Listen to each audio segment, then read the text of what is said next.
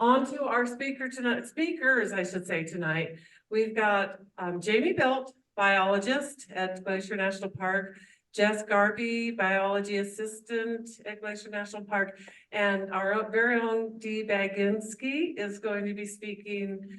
Dee has been involved in the common loon research up at the park, and now is our operations coordinator as well. So we're very lucky to have her. And they are going to be talking about the common loon science. Wait, the common loon, they're going to be talking about common loons and the golden eagle migration at the Mount Brown site up in Glacier National Park. Thank you.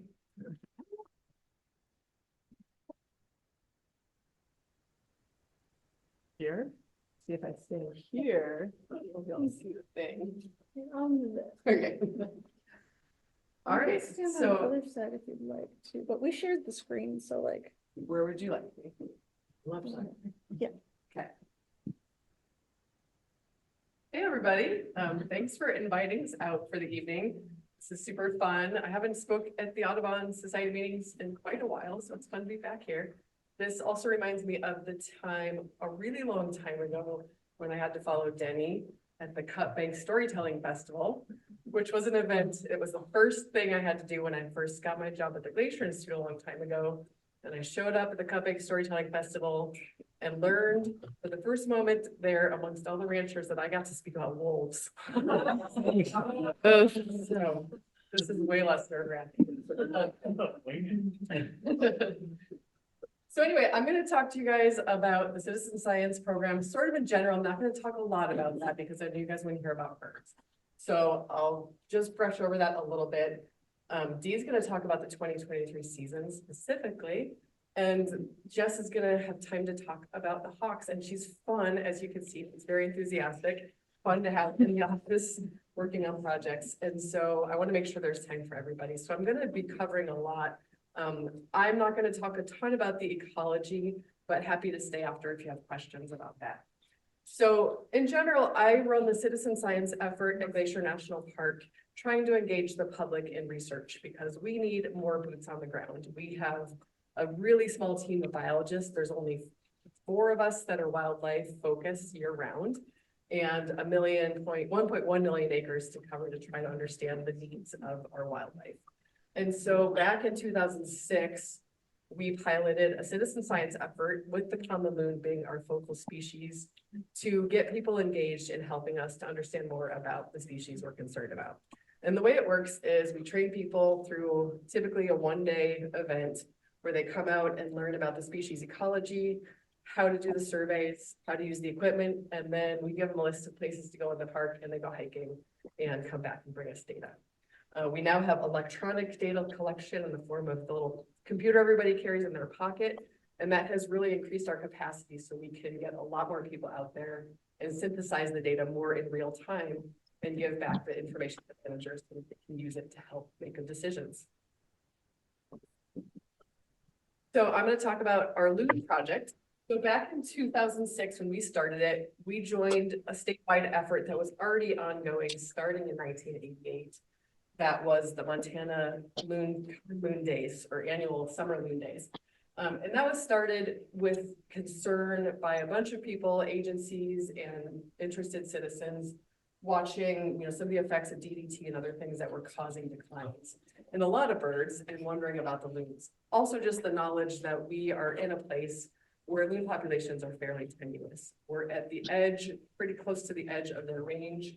And they're a very ecologically limited species and how quickly they can reproduce and how much they can hold on to the space that they occupy.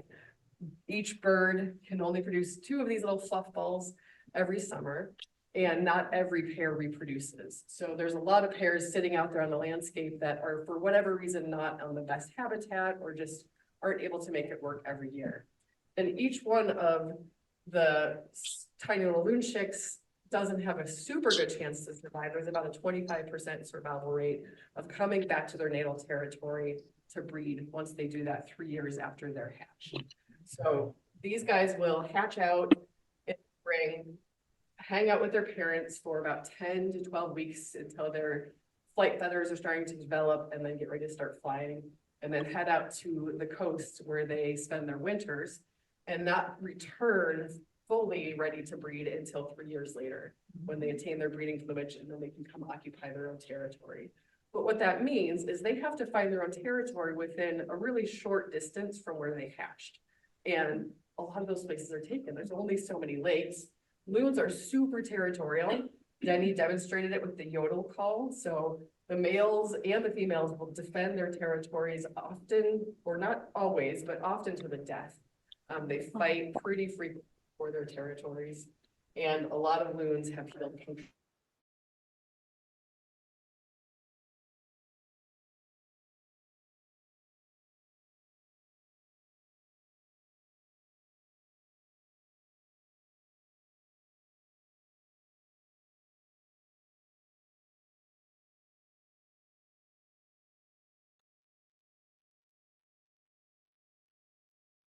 To 6 or 7 years, and they live about 20. And so you can imagine that with max 2 chicks per year, that's not giving you a lot of opportunities to replace yourself in the population.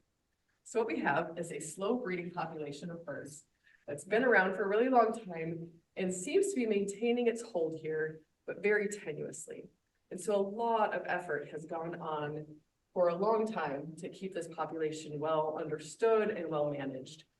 Using conservation of lake shores where possible, or no wake limits. A lot of really good cooperative management efforts by people like Gail Bissell and a lot of other people who have put a lot of love and time into this species. So we started our effort in 2006, going back to that, after there had been the summer loon days for a really long time, because what we were finding in Glacier was that we just didn't have enough information. We knew we had a pretty sizable portion of Montana's population, but understanding more specifics about that was hard for us to do. And the main tool that we had at that time that the state was also using was to do an annual summer loon days in July, where we send people out to every lake that we knew had breeding, active breeding on it, and have people count the population. And that's a great tool, and it's a really good snapshot of the population that takes place at the same time in the same way every year. But we didn't have trained people doing it. And so a lot of the data coming back, we were kind of having a hard time understanding or interpreting and knowing how much credit to take for it, or how much credibility to invest into it. What, I guess picture this. So we have breeding potentially at a lake like Harrison Lake. I don't know if you're familiar with that area in Glacier National Park, but to get there, you have to either cross the river, which can be pretty treacherous in July, across the Middle Fork. It's cold, or hike 15 miles to get up there, spend the night. So when a person comes back, we may have sent, one of our backcountry patrol officers back in the day to do that work. They come back with a report of 3 chicks, and it's really hard to follow up on whether or not that's possible. We think ecologically it's probably not, but it's hard to get good information. So we decided in 2006 that we needed to train people with a standardized protocol and invest more time in needing more people on the ground to get better data. So we started doing a season-long effort to get information about loons. Oops. Again, just to show you kind of the context of where we sit in their population. So Glacier is right, is there a pointer on this thing? There we go, right there. That's Glacier, right about there. And so we're right at the edge of the breeding range. And what we're seeing is that we don't have a lot of population either to the east or west that can feed our population if we start to see changes. We are, interestingly enough, starting to see a lot more, at least we're becoming aware of a lot more activity on the eastern side of our range on the Blackfeet Reservation than we ever knew about before, by cooperating with the Blackfeet tribe through the Peconi Land Corps. But right now we still are pretty isolated in that section of the edge of the range. And so by doing the work that we've done, having people, invest a lot of time, go season long, and have trained volunteers out there on the ground, we've been able to get a lot more information than we initially expected. We were hoping to get better counts, But what we started to get was information about breeding locations, about nesting failures, like this up here where you see a nest that was taken by a crow and dropped on a picnic table and eaten that way. Or instances like this, I don't know if you, oh, it's kind of at the bottom of the screen there, but you see that little egg down there? So that was a nest right there. There's that nest cup, and that was an egg that got kicked off by a loon that was leaving in haste at a really popular lake where people can get pretty darn close to that nest. So, and there, it's dry there because it was later on in the season. So we started learning a lot about what was contributing to some of our nest success or failure, and understanding where we had management concerns, where we have nests that we maybe could get management actions structured around so that we can protect them. So for example, if you have a nest on a lake shore and they're getting ready to go in and do trail work there, maybe we have them delay the trail work so that they don't disturb the nest. So that's some of the stuff we've been able to do with this information.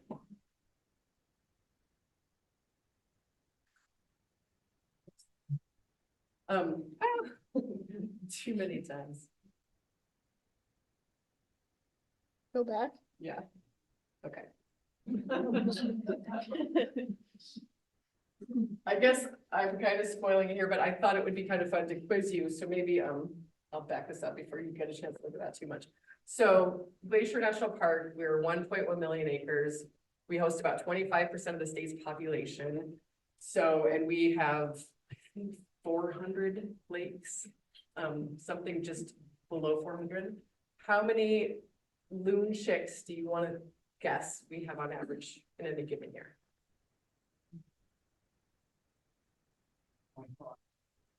Good guess. Anybody else? What did they guess? 25.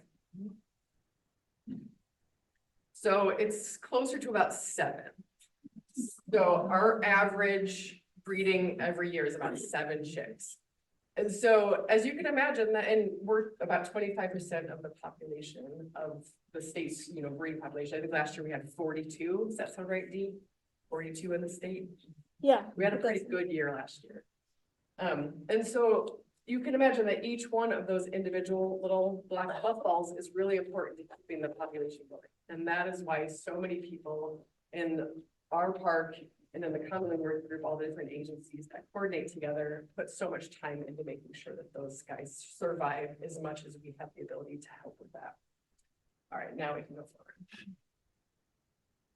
So this is just to give you some of the numbers. So the chicks are this bottom axis down here, or this bottom part of the graph down here. So you can kind of see the different numbers over time. Sometimes we get really good years, sometimes poor years. And we are seeing a fairly stable trend in the population over time in Glacier.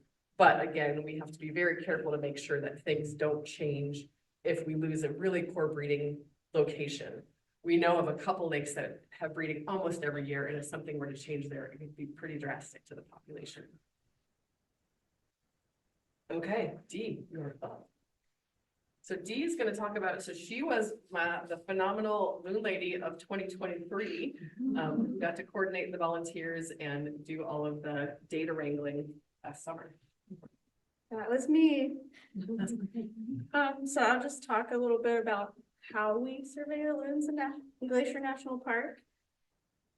We monitor 45 breeding lakes, so pretty big number. And how we do that is the lakes are ranked on a scale of 1 to 5 on how important or like lately they've been successful with chicks. So we start surveying early May, and we do 1-hour surveys. Most people stay a lot longer than an hour. And then you have to carry binoculars and a spotting scope so you can see what they're up to, see what they're doing. And we have a Survey 123 app that you download on your phone, and you record all the behaviors that you see on the app, and then you submit it, and I see it online, and I can edit it and be like, hey, why was that loon in your living room? It shouldn't have been in there. And then you can submit pictures and stuff too. So it's really cool. and a good way to do it. How many times do you study each lake? Wow. So at least 3 times for most of them. If there's breeding going on, we get back as much as we can without disturbing them. I think all of them at least 3 times that we have to go back, which is hard for some of them because they're really back there. The 2023 Loon Citizen Science effort, we had 83 volunteers that were specific to loons. A lot of people do both or all of the citizen science projects. We had 3,275 total hours dedicated to loon surveys. There were 320 surveys alone conducted in the park. I think we had like 29 on the Blackfeet Reservation. And 88% of those surveys were done by volunteers. And 12% were done by staff members. And the value of that donated time was $91,274,000. So, a lot. And just the nesting highlights for 2023. We had 11 chicks and 7 broods in Glacier National Park. And then we had 1 successful nest that we know of on the Blackfeet tribal land with 2 chicks. We had a few nest failures. Significant ones, if you've heard of Logging Lake. That lake is a weird shaped lake, so it had 2 nests and they both failed. And we're not sure why that happened. And I think it happened the year before as well. So that was significant. Hidden Meadow is one that always has a nest, and that one failed this year as well. We're not sure why, but that's such a popular lake, so I wonder what's going on there. A re-nesting mystery that happened this summer. Very early season, was really exciting at Lower Quartz Lake, if you've heard of that lake. Up the North Fork. Early on, I got reports there was a nest, very exciting. They were sitting on it like a week later. And I think it was Jake, honestly, was who went back and was like, there's nothing. There's goose hanging out by that nest. Not sure what's going on. So, and I kept getting reports. They were like, people were like, oh, I don't see the loons. We don't see them. So I went like mid-July and I was like, or maybe it was the end of June. Anyways, and I took somebody with me. We went there, we saw a single loon on that lake. We walked over to the nest site, found an eggshell. And I was like, and we had closed the backcountry campground and everything because we didn't want people disturbing it. It was really close to the trail. And so I was like, okay, it's failed. Took down all the signs, everything, called it Dunzo. And about 2 weeks later, for Loon Days, people reported back that there were 2 chicks on that lake. So I was like, I don't know. We tried to do the math and it's not very clear whether they re-nested or if we just missed them. Because I mean, once they're born, they're like tiny little brown chicken nuggets. And they're hard to see, so I was like, maybe we missed them, maybe they re-nested. But it was kind of exciting. An exciting new nest. Jamie mentioned Harrison Lake. I was the one that forded the Middle Fork this year in July to go see what was going on back there. And there was a chick on that lake, so very exciting. There hasn't been reported nesting on that lake in like 10 years. So very exciting. And that's all I have for the 2023 nesting highlights. Back to you, Jamie.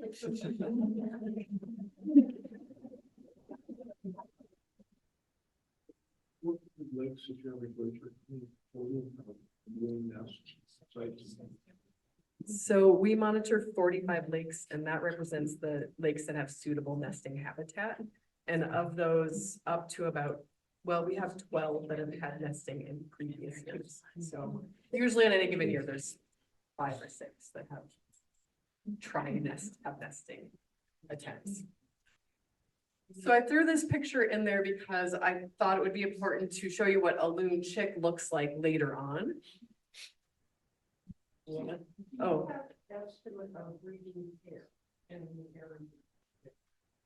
Yeah, we have, so in Glacier, we have somewhere between 30 and 40 in any given year. So yeah, this is a loon chick right here.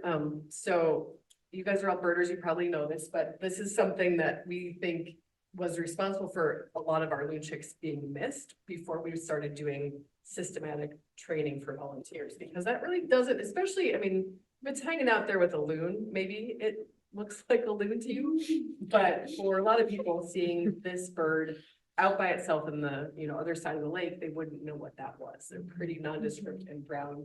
They do have the same shape and everything like that, but that is a chick. So that's probably about a 7 or 8 week old chick there. So that just gives you a sense of what makes it so that they can often be undetected. Not only are they hard to see when they're tiny and brown, but when they're big and loon shaped, they just don't look like what you're expecting to see.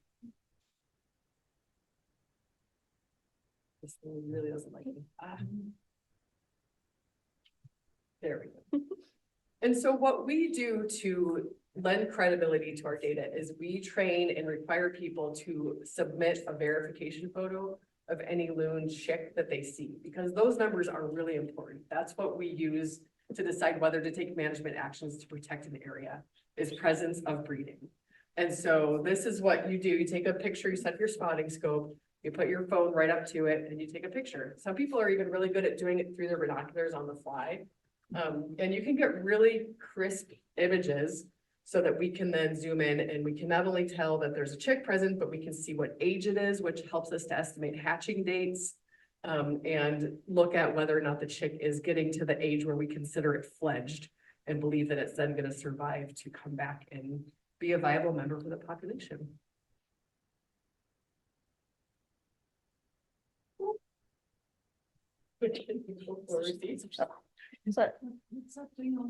Yes. Oh, back up. The thing on the right? Yeah, that's a loon chick as well. So that is a loon chick that's probably about 2 weeks old, somewhere just past the first week. They kind of get that like funky teenager look once they start to molt from their downy feathers into their flight feathers. They kind of look a little bit funny. Yeah. When they come back, they come back to the same lake, they would bring them.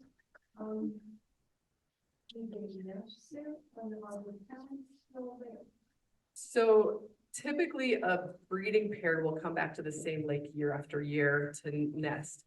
And then the chicks that they hatch will go away and come back to a lake within about 30 miles of their lake. So they have to find, right. So they have to find their own spot. Sometimes they'll hang out in the place where their parents are and there'll be some tolerance for a little while, but not for very long. So again, we try then to take this information and feed it into our management system. So we've been able to inform a lot of the aquatic or the invasive fish management projects, making sure that they do the fish management stuff during the times when loons are not present or when they're not as sensitive.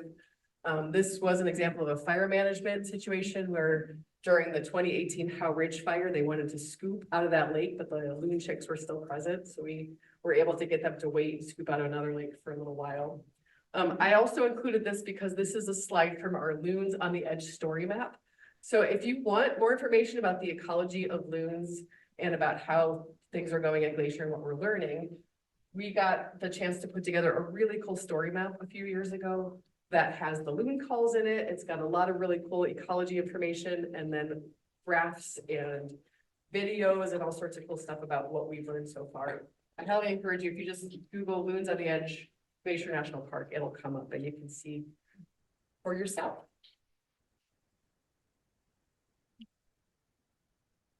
And so, again, we are really trying to mitigate, so we have this species that has its own strong ecological limitations that make it so that it doesn't maintain a super huge stronghold in the population. We don't see like, you know, massive eruptions. There's not something that makes us think, okay, loons are gonna be fine if we just have this one thing in place on any given year. It's always sort of tenuous. Maybe you have really good nesting activity in the spring, and then you get one weekend when there's too much water. Or even one thing that we thought was interesting was if Memorial Day weekend falls on a Saturday, or if you have, how does it go? If you have Saturday activity on Memorial Day weekend in good weather, then our loon nesting activity tends to go down a little bit because of all the activity all the camping and recreation on those lakes. So there's a lot of factors that can predict likelihood of bad years, but we never know exactly what's going to give us a good reproductive year.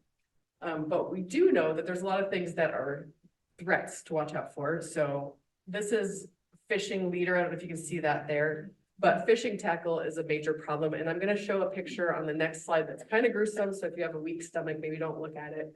But definitely that's something that we try to educate the public about. And the state and many of the other agencies within the Common Loon Working Group have loon rangers that sit at docks and talk to people about how to better care for loons by using the right fishing tackle, giving them enough distance when they're out recreating on the water, and observing the voluntary closures that you may have seen on some of the lakes where there's buoys placed around a nest so that people don't get too close.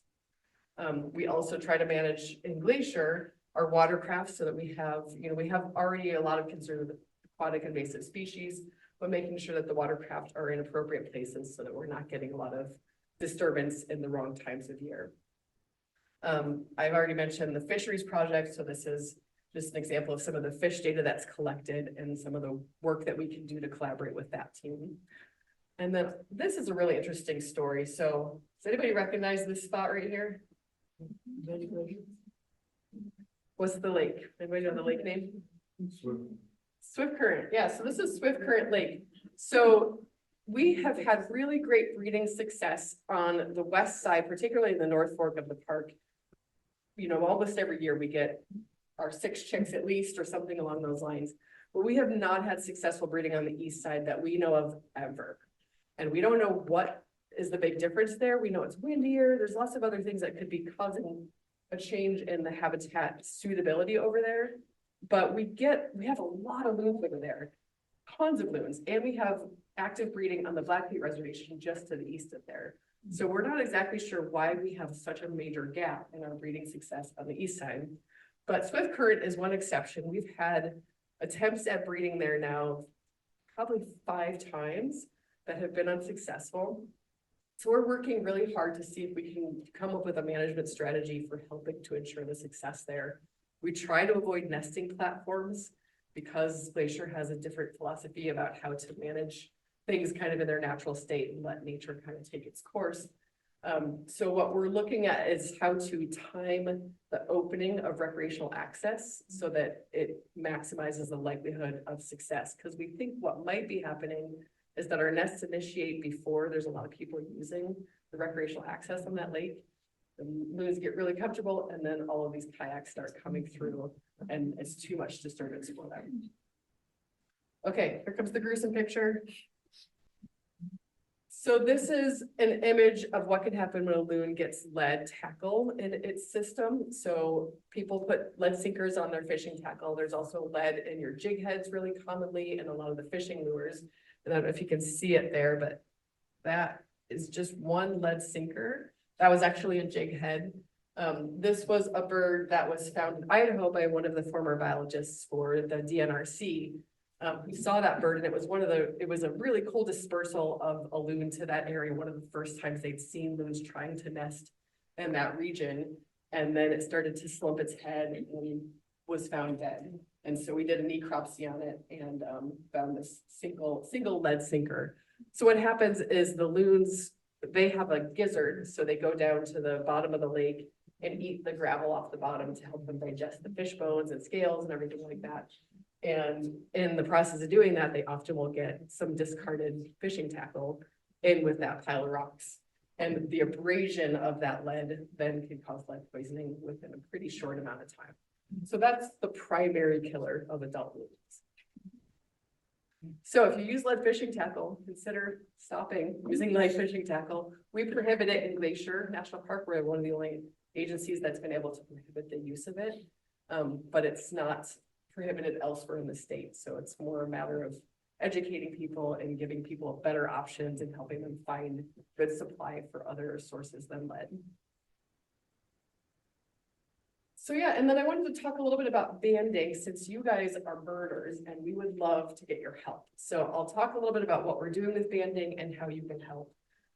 If you're curious to know a little bit more about how we do the loon banding, you can go to actually we had to change the name. It used to be called Science Friday. I forgot, now it's called Glacier Science because the Science Friday team gave us the smackdown. So, Glacier Science loon banding. And if you look that up, you'll find a video of what it looks like to do loon banding. It's a nocturnal effort. So you go out in a boat in the cover of night so the loons can't see you and use a spotlight that obscures their vision so that you can get close enough to them, play the territorial calls of either the adults or the chicks so that they kind of want to come in to investigate, and then you scoop them up with a salmon net. And then each loon is banded with two different bands on each side of their leg so that they can be uniquely identified visually.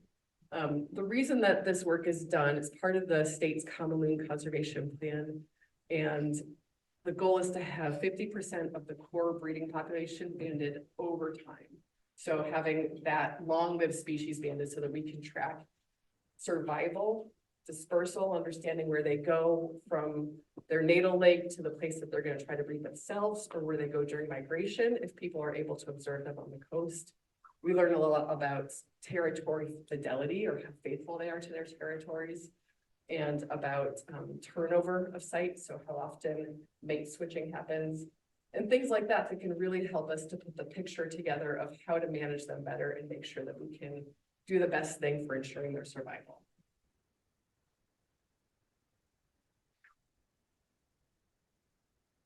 So the loons, we can band adults when they have chicks. So during the breeding season, there's two windows of time when they're able to be captured.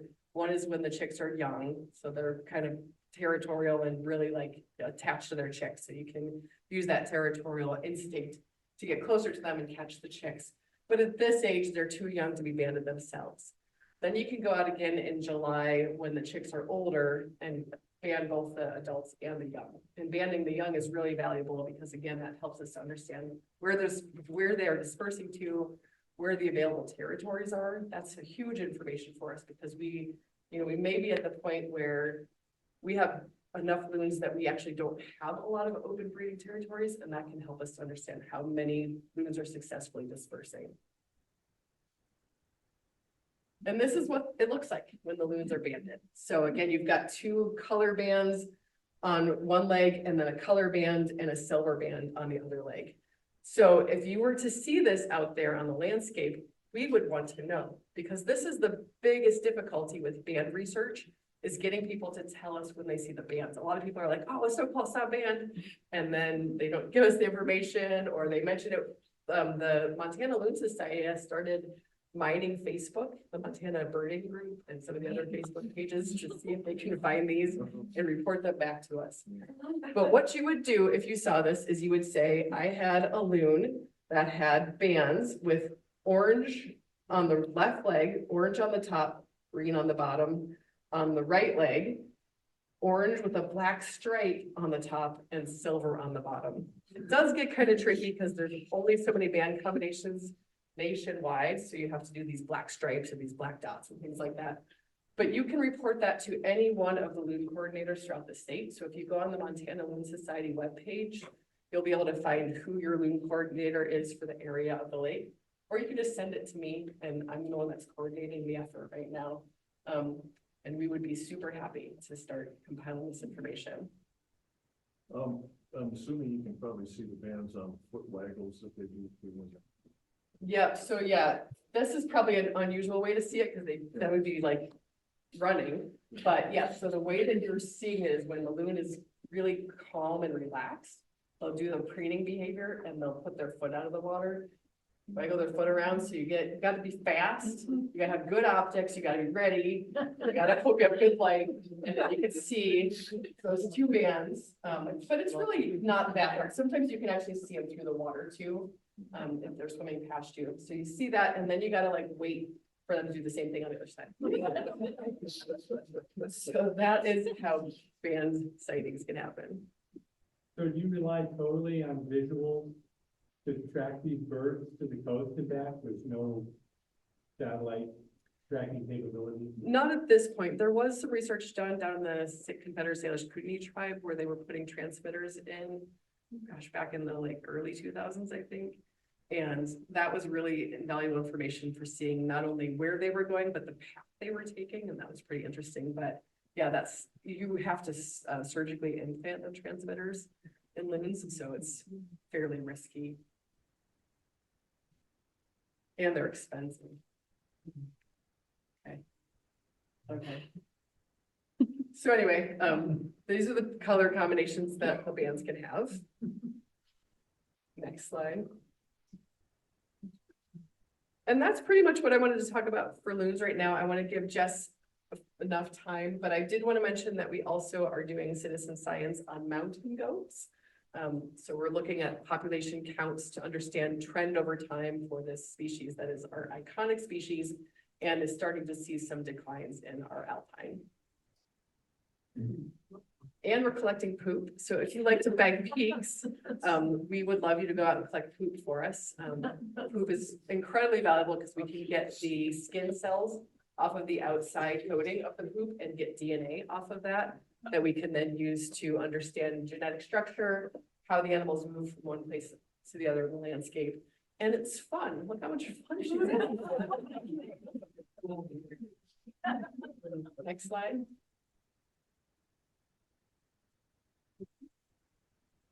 And we're doing this also with pikas. So if you like collecting poop, the cutest poop out there is pika poop. And they're cute themselves. So again, if you want to get involved in another way, this is another project that we have going on. What? That's a pika. They're like an alpine rabbit species. Next one. Okay, so that's it for loons. We'll talk more about loons at the end when you have questions, but for now, take it to Jess.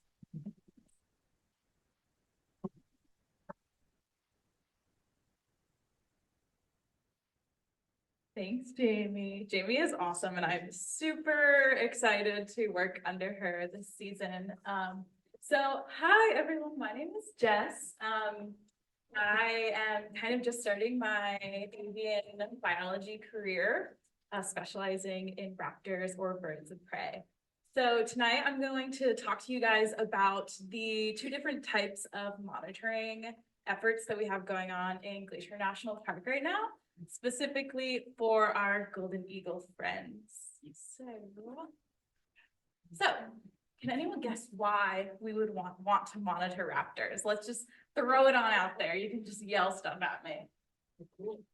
They're cool. Oh my God, I love that. They're so cool. I'm like, yeah, they're my favorite thing. Any other? Yeah, exactly. So that's actually the first thing that I have listed here. They're the top of the food chain. You can just keep on clicking. Why not? Second thing that I have listed here is that they are great kind of barometers of ecological health. Others is that they control rodents and small mammal numbers, as we know. And they are just absolutely beautiful. And it's just good, clean fun. So we're just out here monitoring raptors, especially at hot count sites. It's very not an invasive way to get to see the trends in these species numbers. And there's a little picture from the hot count site. So I'm sure a lot of you here know what hot counting is, but for maybe the small number that don't, hawk counting is this wonderful thing that brings people together. And it's usually highly trained specialists that know raptors like the back of their hand. So we have a few different genuses that we study. So we study eagles, buteos, which is your red-tailed hawks, accipiters like sharpshins or coopers, goshawks, and falcons like merlins or American kestrels, just to name a few. So hawk counting is usually done on ridges or shorelines where there is known migration patterns of diurnal raptors. And so basically what we do is we have our binoculars and we have spotting scopes, and we spend hours and hours and hours in the fall and spring seasons behind our glass looking at birds, usually really far away. So you have to have really good eyes or really good glass.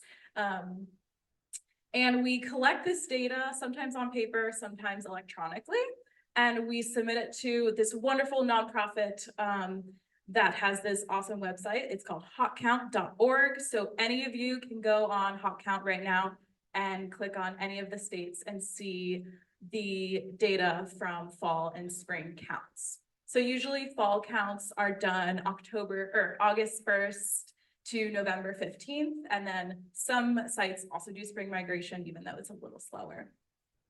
You can go to the next slide. So here in the beautiful state of Montana, we have 4 official hawk count sites. So at the top here, we have Mount Brown in West Glacier. We have Jewel Basin, which I'm sure a lot of you have maybe even counted at Jewel Basin before. We have MPG Ranch, which is where I started my hawk count journey. That is located in the Bitterroot Valley in Florence. And then we have the Bridger Mountains, which is a super exciting spot. They've been monitoring migration trends for the past 32 years. So really awesome data. And then I did also want to mention 2 fall trapping sites that have been trapping for quite some time now. So we have Rogers Pass, which is hosted by Raptor View Research Institute out of Missoula. And then we have Grassy Mountain, which is also hosted by Raptor View Research along with Teton Raptor Center. So if you want to talk trapping afterwards, I'd love to talk about it. It's my favorite thing ever. And so at these sites, we basically, as well as counting, we are capturing birds to band them like we do with the loons, and then also take blood samples to test for lead levels and take any measurements, and sometimes attach a GPS transmitter or patagium field markers. So to begin our kind of background on Glacier's golden eagle migration study, we really didn't know much about the golden eagle flight patterns until the early 90s. So some researchers were like, hey, I think that this area here in Glacier would be awesome to see if there's a lot of golden eagles here. So one of my favorite scientific papers here is called The Influence of Weather on Golden Eagle Migration in Northwestern Montana. And it is one of the first studies of golden eagles in the park. And so for 3 years, from 94 to 97, I believe, they counted every fall and every spring located at Lake McDonald Lodge. So here's the view that they were looking at, and you can actually see Mount Brown's lookout up there, but they were down in the parking lot. And they counted in the fall, nearly 2,000 golden eagles were migrating down, like riding the ridges of this mountain. So they kind of like set the precedent of like, there is a really awesome golden eagle flight path here, and we really need to look into it more. So that is what Glacier National Park did. And let's go to the next slide. So I think it was in the early 2000s, we started monitoring golden eagle nests in the park. So as you can see here, golden eagles nest in these really crazy areas on cliff sides. And so it's not really accessible to go and easily monitor them, but some people do. We bring spotting scopes out there and see what's going on in their nest, how many chicks they have. But an even better and easier and more inclusive way to do that is through hawk counting, and that is what Glacier established at Mount Brown. So here is a lovely photo of all of the lookout at Mount Brown, some people counting. So Mount Brown started their explorations in 2018 and started counting up at the top. So basically that involves hiking 4.5 miles with a lot of elevation gain to get to these wonderful views. But what that means is you get this really amazing up close view of these raptors. So Mount Brown counts every single fall, and they usually start first, second week of September, and then end when we get snowed out. And the wonderful thing about Mount Brown is it has this lookout tower, so people can actually stay overnight. And we have our paid staff, but also volunteer counters. So if you know anyone that's interested, it's a great opportunity, and we always need expert hawk counters. So, like I said, at hawk count sites, you need really good eyes because usually you are just seeing birds from far away and you really need to know their silhouettes. You're not usually going on color morph or anything like that. So you really need to know their silhouettes. But the wonderful thing about Mount Brown is because you are hiking so much of that elevation, you get amazing views. As you can see on the next slide, this is what our counters get to see. So occasionally I've actually never counted at Mount Brown, so I don't know like how often this occurs, but you get really good, beautiful views. This is probably a hatchier golden eagle. So it's a really easy way to age the birds, whereas at most count sites, it's a lot harder to age these birds because you're so far from them.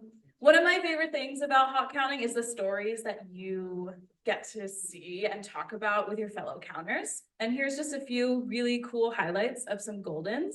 So here on the left, we have a golden eagle with these blue markers on the patagium. And these blue markers are individual, they're unique to every single bird that we put them on. So this bird was observed in October of 2022 at Mount Brown.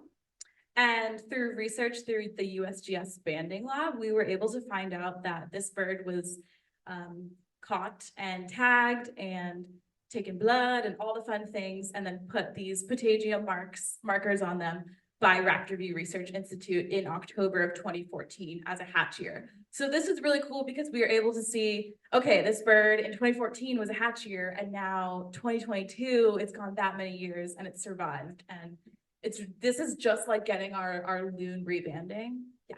Where was it at? Or where was it tagged? It was tagged in outside of Lincoln, Montana, on Rogers Pass. Another really awesome sighting on the right side, there is a golden with a transmitter. I don't know if you guys can see this, but so some researchers will attach a GPS transmitter on the backs of golden eagles, and so it kind of looks like a little backpack that they wear, and then naturally throughout time it'll just fall off, and researchers can actually go and collect the transmitters and reuse them in the future. So this bird, this transmitter likely came from research done in Denali National Park. And then this golden in the corner here, if you can see, it has a stick in its talons. And the story behind this is that some hawk counters doing their thing, looking through their binoculars, and they saw this golden eagle and they're like, oh my gosh, it has something in its talons. And they noticed it was a stick. And with their excitement, they startled the bird and it dropped the stick. So I titled this Alarmed or in Love because golden eagles have known to carry sticks as a courtship behavior. So maybe the golden was just dropping its little stick to say hi, and then he says he loves us counters. Loud. So we're not only counting golden eagles at Mount Brown and at other hawk count sites, we're also counting all migrating diurnal raptors. So here is a really awesome picture of a juvenile American goshawk, also known as the northern goshawk, just got renamed. You can see it actually has this awesome full crop here. I think that's really cool. In the right corner, we have a juvenile bald eagle. And then in the other right corner, we've got a golden eagle being mobbed by a resident red tail, which is just such a cool thing to see. So this is a chart of our data of just our golden eagles that from fall 2018 to fall 2023.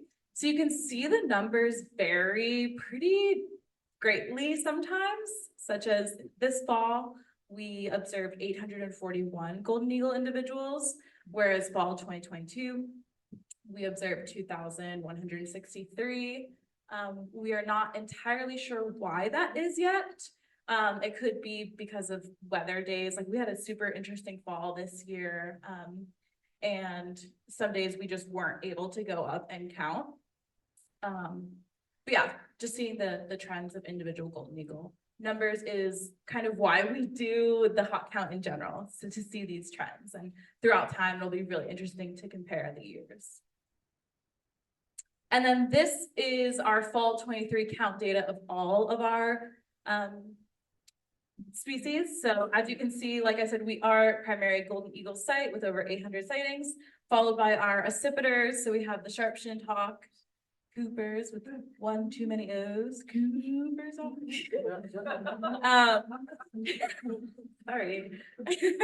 And then you'll also see, there's just too many. You'll also see we have unknown accipiter, unknown raptor, and that's, you know, if we weren't completely sure on the species, we know the genus, we know it's an accipiter, we can say that much. And then going all the way up, I think they saw one osprey this year.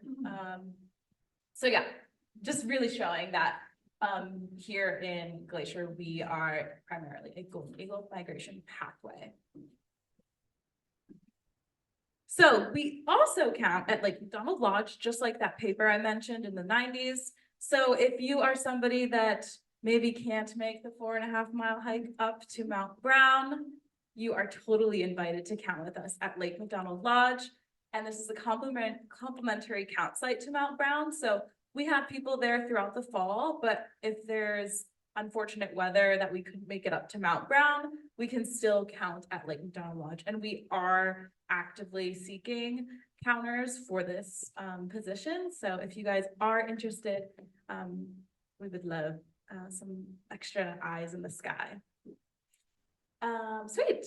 So this is the really fun part, I think. So I just wanted to feature some golden eagles that to really show you guys how incredible their migration journey is. So all of this data was collected from Raptor View Research Institute with those backpack transmitters that I was telling you all about. And all of the birds that I'm going to show you have been caught in the Bitterroot Valley during the winter. So these are golden eagles that winter in the Bitterroot and then migrate somewhere else in the summer. So this bird, her name is Morticia. She was caught on February 18th of 2021 in the Bitterroot. She winters there, but she decides to summer in this beautiful area in British Columbia called Redfern Lake. So she travels over 1,000 miles each season. Pretty incredible journey. And she also, you can see, has made her way through Glacier along her journey. We do have another bird. Her name's Olivia. Her journey is even greater than Morticia's. So she was caught the same year, just a few days apart from the previous bird in the Bitterroot Valley. Winters there, and then she travels over 2,400 miles to Alaska, and that is where she decides to nest for the season. You can see all her points high up there. And as well, she goes through Glacier National Park, just along her journey. And then our last bird that I'm going to talk about tonight, his name is Chuck. He has maybe a less of an exciting journey. He's maybe a homebody. He doesn't go too far. So he spends a lot of time in the Bitterroot Valley, as you can see. But what's really exciting about this bird is he nested in Glacier National Park. So this, you can see Lake McDonald right here. And that is where he spent his summer nesting. So pretty exciting. He's one of our birds that was just in our backyard. And I believe that is all I have for us tonight. And if you guys have any questions about Goldens, please ask away. Of those 800 to 2,000 birds that are counted on Mount Brown, were there separate birds that have seen migratory paths? Or every day it's a different bird, or are they the same ones that? That's a great question. So he asks, like, how do we know when we're at a count site that we're not counting the same birds? So we are sure to only count the birds that are migrating south. And it's very obvious. They are flying with intention. They're not like flying in circles or whatever. And we do have resident birds that will do that. But most of our birds, you know, they're going south. So yeah, that's just one of our ways to know that they're really. Yeah. What I always say in the Jewel Basin, which I run that one, is that, yeah, we may double count some resident birds now and again, but Yeah. there's certainly gonna be birds we miss. Yes, in the hours we're not totally. there, or even while we're there, Yeah, flying a route that we don't see them, so. that's a really good point. The problem of overcounting birds is, I think, it's less of a problem Yes. than under. Yep. Thank you guys for this opportunity. This was my first Audubon talk and I'm very excited.